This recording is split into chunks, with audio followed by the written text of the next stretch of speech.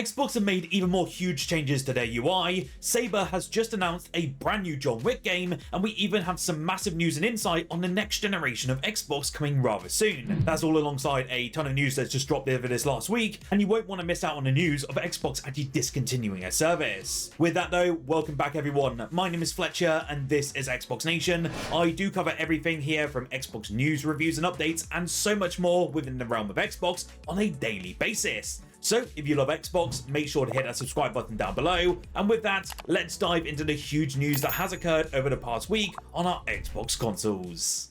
If you remember, Game Freak's Beast of Reincarnation was actually one of the Xbox's biggest Xbox Developer Direct games last month, with a new lengthy gameplay showcase, and now the upcoming action RPG has finally gotten its proper Xbox Game Pass release date for 2026. We have seen a ton of gameplay now, including that deep dive, and every time that I'm seeing this one, it genuinely has me excited. I'm still a little bit bewildered that it is Game Freak who are making this one. Bear in mind they're the studio behind those, let's just say, bang average looking Pokemon games. So the fact they seem to have made a stunning and in-depth ARPG has me really curious upon very excited. The Pokemon devs' upcoming multi-platform game has now got a confirmed launch date of the 4th of August. And yes, it will be day one on Xbox Game Pass Ultimate. It does seem a little while away at first glance, but hey, at least we now have a release date and we can firmly put it within our calendars.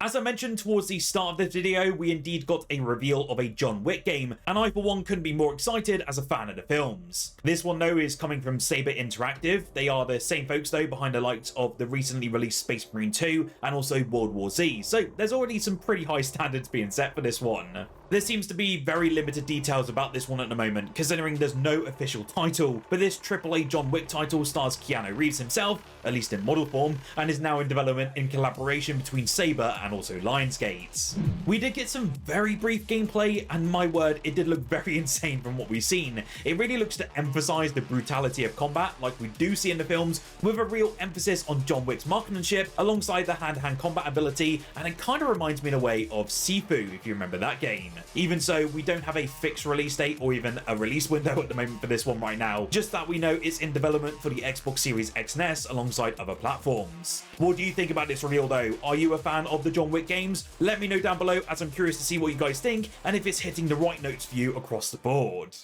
Of course though, with it being a positive month so far for Xbox, there just had to be some bad news to accompany it, and I kind of do expect that these days. In some not so great news, it has been announced that the social clubs feature on the Xbox One consoles alongside the Series X and S will be removed permanently in April 2026, and they're calling it as part of their focus on ongoing platform updates to focus on social experiences that players use most. Yes, that typical Xbox jargon. If you don't recall what social clubs are though, I kind of don't blame you, as to be honest, I barely even use them myself. They're quite a hidden feature on the Xbox consoles these days, but you can find them by going to the Friends and Community Updates app and then navigating all the way to clubs on Xbox, where you'll find all kinds of user-created clubs for discussions, screenshots, artwork, and then just various other things. There are also clubs related to websites, clubs related to specific games, and more. I have actually chucked you an example of a few social clubs that are said to be the top clubs in my area right now. I know we actually have a gent in our Xbox Nation Discord server who actually admins one of the largest achievement hunt communities on there, and it does seem that many are incredibly annoyed and upset that this is leaving, especially as it's a great and easy way to get in contact with like-minded gamers.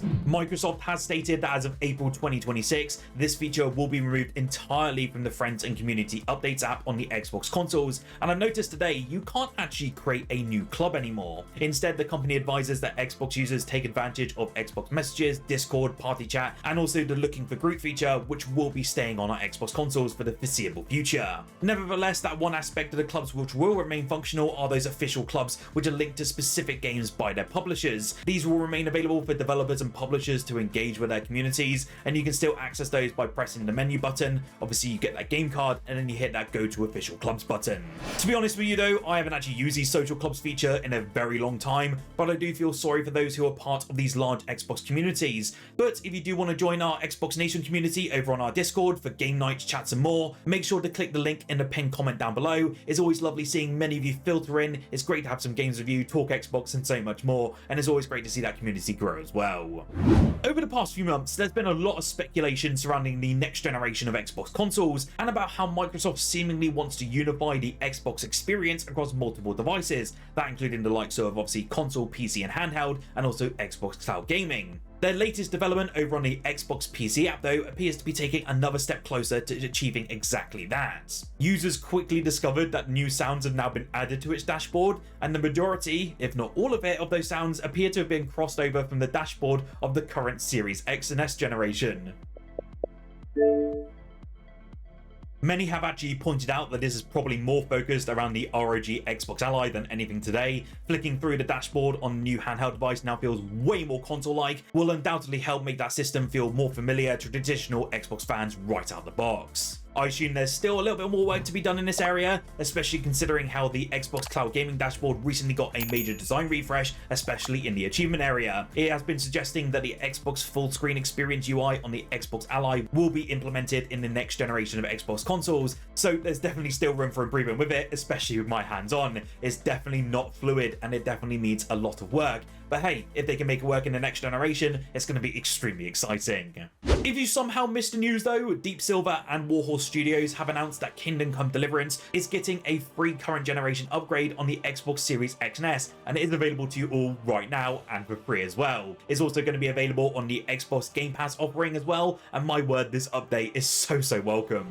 I did bring in the news here on the channel in a dedicated video a couple of days ago, as the team over at PlayOn actually gave me access to this port more than 6 months ago. It was truly so difficult to not even mention a slight wink about the news, as it was so exciting, especially as I'm a massive fan of this series. Well, you probably did notice that with the Kingdom Come Deliverance 2 display, which is always displayed in my backgrounds these days. Even so, this update brought with it a massive 60 FPS uplift on both the Xbox Series consoles, as well as HD textures and updated fidelity. Honestly, it looks a ton better across the board on both the consoles, with the Series X especially taking the cake. It means the game feels so much better to play and makes it finally playable on the Xbox Series consoles. If you remember, the Xbox One version really was hindered by some very poor frame pacing, and it did look a lot blurry and had very bad textures as well. As mentioned, it is available right now for free, and do check out my video here on the channel if you fancy hearing more details about it before picking it up.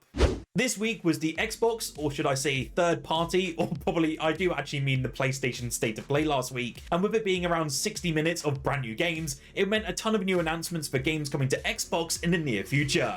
I mean, yes, there were a couple of PlayStation exclusives for sure, but for the most part, a lot of the games that were shown are actually coming to Xbox day one. I've chucked up the full list on screen for you now, and this is all thanks to the lovely gents over at Pure Xbox, and it seems there's going to be a total of 17 new game announcements across the board, but currently there's no Xbox Game Pass news right away. For me, the main highlights just have to be, of course, for John Wick, but also Project Windless, which looks utterly insane, and just the amount of enemies on screen and the fact it seems to be a Dynasty Warriors-like experience with a rooster has me so excited. I know Krafton are not really loved these days due to their heavy use of AI, but I would be interested to see how this one fares in the near future. Another one was, of course, the reveal of the Metal Gear Solid Master Collection Volume 2. This is now coming to us on the 27th of August, and I know many fans were super hyped to see this reveal. As someone who never got the chance to play Metal Gear Solid 4, I cannot wait to finally get my hands on it. I did call this a Konami State of Play, as we also had some solid other announcements for that publisher, and they did seem to take up a lot of that show, but hey, it seems to be great going for them, and I cannot wait to see what they bring us in the near future. We did actually get more of a looks as well at the Star Wars Galactic Racer, which looks right up my alley, and a deeper look at Control Resonant, which is certainly looking let's just say interesting. Did you tune into the event at all? I might cover all the announcement in a separate video, but do let me know if any of those games at all do pique your interest. Talking of announcements though, check out this very interesting bit of news. In the recent few days, we've actually started to see a lot of news and reporting about Microsoft's next generation of Xbox plans, but what about the Xbox Series X and S? Are these consoles going to carry on being supported? Well, despite Microsoft's focus moving away from these systems a little bit in the last few years, the company seemingly expects them to last well into the future, potentially even longer than we see with the current Xbox One generation. In a report from Windows Central, writer and also friend of the channel Jez Corden touched on the longevity of the Xbox Series X and S when speaking about the next generation plans. Corden said the following: "I'm told Microsoft expects the Gen 9 Xbox Series X and S to have a longer tail than usual, in part due to a broadening hardware ecosystem once the more expensive next-gen systems enter the marketplace." Of course, in recent years, it's largely been third parties still supporting the Xbox One, but it's been well supported nonetheless, especially when you keep in mind the Xbox cloud gaming capabilities in mind as well. The Xbox Series X and S still feel pretty modern in today's day and age, and the report still goes on to say that systems like the Switch 2 will keep them relevant for some time yet. It is interesting to hear that it could be way longer, even considering the Xbox One still gets some brand new game releases to this day. It's still a very good sign though for those of you who have not upgraded and won't into the next generation, but again, it all comes down to that good old adage about whether this might actually hold back future experiences in the near future. How do you feel about it though? Are you happy to hear that this generation could be supported for years to come? Do let me know below, and also hit that like button as well if you enjoyed today's news video. Subscribe for more Xbox content like this on a daily basis, and then stay tuned for more news video roundups like this every single Friday. For more amazing Xbox content though, don't forget to check out the video on screen now to hear more about that awesome Kingdom Come Deliverance next gen upgrade. It's fantastic to see. I covered all of it in depth, including a performance analysis, and it's totally worth it if you're interested in this next gen experience.